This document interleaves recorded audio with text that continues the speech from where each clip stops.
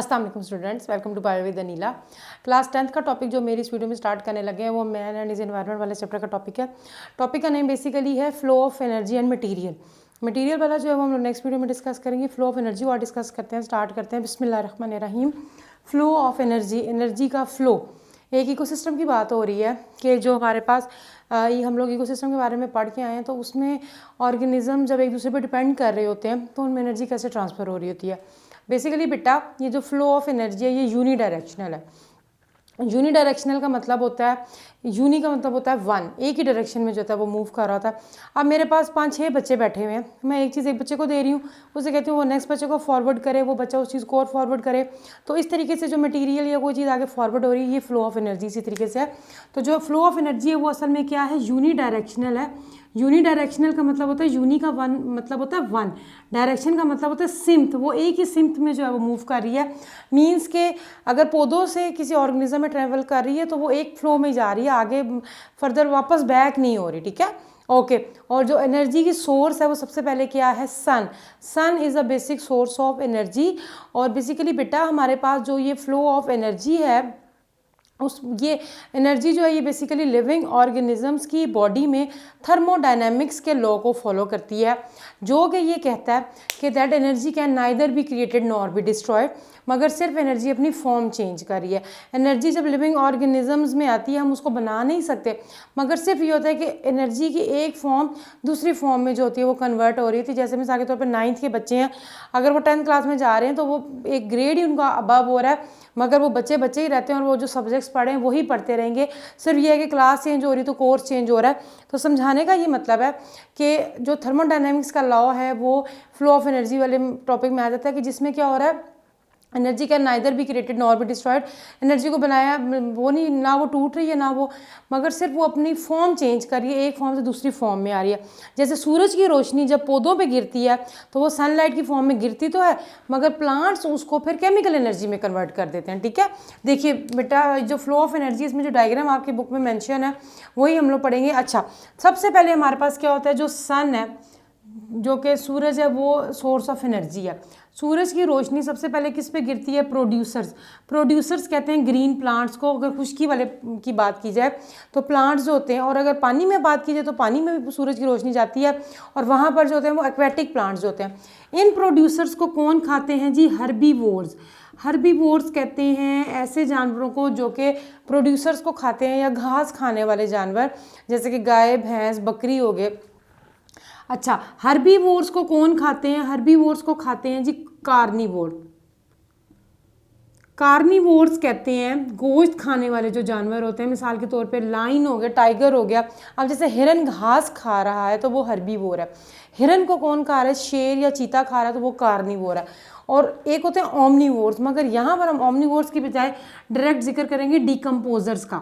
Decomposers जो कि bacteria और फंजाई हैं, जो कि मिट्टी में पाए जाते हैं। हर्बीवोर्स, कार्निवोर्स, डिकम्पोजर्स का लास्ट वीडियो में हम लोग सारा पढ़ के आए हैं कि जो डिकम्पोजर्स होते हैं ये बेसिकली क्या करते हैं, बैक्टीरिया और फंजाई हैं जो कि सॉइल में पाए जाते हैं, और लिविंग ऑर्गेनिजम्स की बॉडी के सारे न्यूट्रिएंट्स वापस मिट्टी में ले जाने वाले ये बैक्टीरिया और फंजाई ही होते हैं।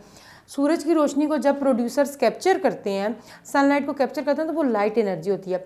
सूरज की रोशनी लाइट एनर्जी की फॉर्म में इन पे पड़ती है, और ये उसको कन्वर्ट कर देते हैं किसके अंदर, फिर केमिकल एनर्जी में कन्वर्ट कर देते हैं। केमिकल का मतलब होता है कि जाहिर बात है अब उन्होंने फोटोसिंथेसिस का प्रोसेस होता है, और लिविंग ऑर्गेनिजम्स उस चीज़ को केमिकल एनर्जी में कन्वर्ट कर देते हैं।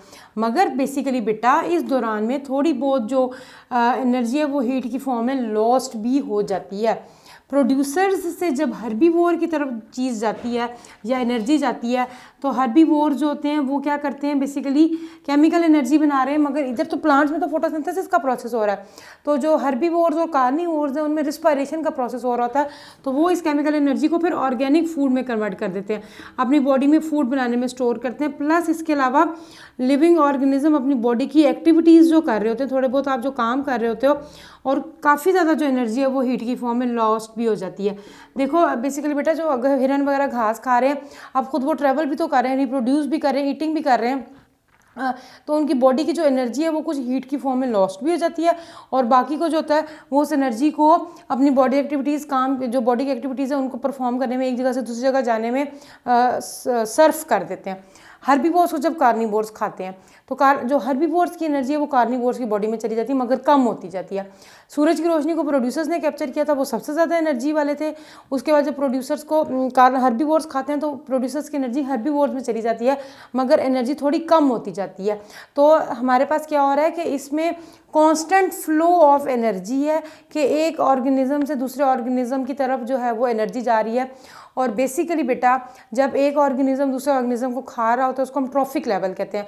ट्रॉफिक लेवल हम लोग नेक्स्ट वीडियो में फूड चेन और फूड वेब में डिस्कस करेंगे कि जब एक ऑर्गेनिज्म दूसरे पर डिपेंड कर रहा है तो वो जो ये मतलब ये एक ट्रॉफिक लेवल बन जाता है जिसमें कि हर्बीवोर प्रोड्यूसर्स को पे जो है वो डिपेंड कर रहे हैं। तो क्या हो रहा है कि हर्बीवोर्स जो होते हैं इनको कार्निवोर्स फिर जब खाते हैं हम, जैसे शेर ने मिसाल के तौर पे हिरन को खाया है, अब वो इतने आराम से तो नहीं ना हिरन उसके पास आ जाता क्या हो जी मुझे खा लो। हिरन बेचारे को भी मेहनत करनी पड़ती है अपनी जान बचाने के लिए, और शेर को भी इसको पकड़ने के लिए काफ़ी ज़्यादा भागना पड़ता है। तो क्या होता है कि काफ़ी ज़्यादा जो एनर्जी है वो हीट की फॉर्म में लॉस्ट हो जाती है। बाकी जब बेचारे आखिरकार हिरन की शामत ही आनी होती है, शेर उसको से पकड़ लेता है, तो जो एनर्जी हिरन की बॉडी में है वो कार्निवोर की बॉडी में चली जाती है। अब वो उसको मज़ीद अपनी ऑर्गेनिक फूड बनाने में यूज़ करेगा, अपनी बॉडी एक्टिविटीज़ करेगा, मगर फिर भी क्या होगा कि इसकी एनर्जी इस तक पहुँचते पहुँचते कम हो गई है। तो फिर एनर्जी जो होती है वो हीट की फॉर्म में लॉस्ट हो जाती है। और कार्निवोर्स भी जो होते हैं वो ऑर्गेनिक फूड, अपनी बॉडी का फूड रिस्पायरेशन के प्रोसेस के जरिए जो होता है वो बनाते हैं, और प्लस बॉडी एक्टिविटीज़ अपनी परफॉर्म करते हैं। देखिए उनको भी तो एनर्जी चाहिए, उन्होंने उसका मीट खाना है, बेशक हिरन का गोश्त खा रहा है। मैं सिर्फ एग्जाम्पल देने के लिए शेर और हिरन की एग्जाम्पल दे रही हूँ, और भी ऑर्गेनिज्म एक दूसरे को डिपेंड कर रहे हैं, मगर बेसिकली बेटा जी जब वो खा रहा है गोश्त की जो एनर्जी उसकी बॉडी में गई ज़रूर, मगर कम हो गई है, फुल ऑन नहीं गई। और चाहे वो प्रोड्यूसर्स हों, उनकी डेथ जब होती है, पौधे को आपने काट दिया, वो ज़मीन पे गिर गया, या पौधे के पत्ते जो है वो ज़मीन पे गिर गए, तो वो सीधा डिकम्पोजर्स के पास चले जाते हैं आफ्टर डेथ। हर्बीवोर्स भी मरने के बाद डिकम्पोजर्स के पास जाते हैं, और कार्निवोर्स भी। ये सारा का सारा क्या हो रहा है, आफ्टर डेथ हो रहा है, कि मरने के बाद जब ये सारे के सारे मॉलिक्यूल्स जब डिकम्पोजर्स के पास जाते हैं, तो सबसे जो आखिरी ट्रॉफिक लेवल है वो डिकम्पोजर का है। जैसे घर में एक बड़ा भाई है, उसके बाद छोटा छोटा छोटा सबसे छोटा, बड़े को सबसे ज़्यादा चीज़ मिल रही है, उसके बाद छोटे को उससे कम उससे कम उससे कम, और सबसे बेचारा जो छोटा है उस पर सबसे कम जा रही है। हाँ, अगर प्रोड्यूसर्स की डेथ हो रही है तो उनकी जो बॉडी में एनर्जी है वो क्योंकि ज़्यादा होती है, तो वो डिकम्पोजर्स के पास ज़्यादा तादाद में जो है वो जाती है। तो एट द एंड जो एनर्जी है वो आखिरी जो ट्रॉफिक लेवल है डिकम्पोजर्स का, उसके पास ही जाएगी। और डिकम्पोजर्स के पास जाने के बाद ये होता है कि डिकम्पोजर उनकी बॉडी को डिकम्पोज कर देते हैं। तो इसमें क्या हो रहा है, इस टॉपिक में आप लोगों ने सिर्फ और सिर्फ ये बताना है फ्लो ऑफ एनर्जी में कि यूनिडायरेक्शनल है। पूरा जो पैराग्राफ मेंशन है वो नहीं लिखने की जरूरत।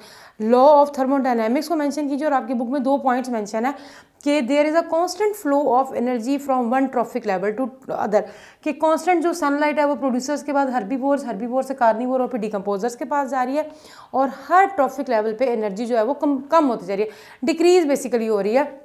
जिस तरह आगे बढ़ती जा रही है वो एनर्जी कम होती जाएगी, क्योंकि लिविंग ऑर्गेनिज्म उसको अपनी बॉडी बनाने में और डिफरेंट फंक्शंस वगैरह परफॉर्म करने में सर्व कर देते हैं। ठीक है, तो फाइनली ये होता है, ये फ्लो ऑफ एनर्जी है जो कि यूनिडायरेक्शनल है, एक ही डायरेक्शन में जो है वो मूव करिए।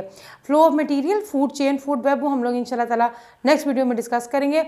इसमें बस आपने लॉ ऑफ थर्मोडायनेमिक्स को बताने 2 पॉइंट्स बताइए, और जो आपकी बुक में डायग्राम मेंशन है उसको याद कर लीजिए, तो आपका ये टॉपिक कंप्लीट हो जाएगा। ठीक है, आज का बस हमारा यही टॉपिक है। आई होप कि आप लोगों को समझ आ गया होगा।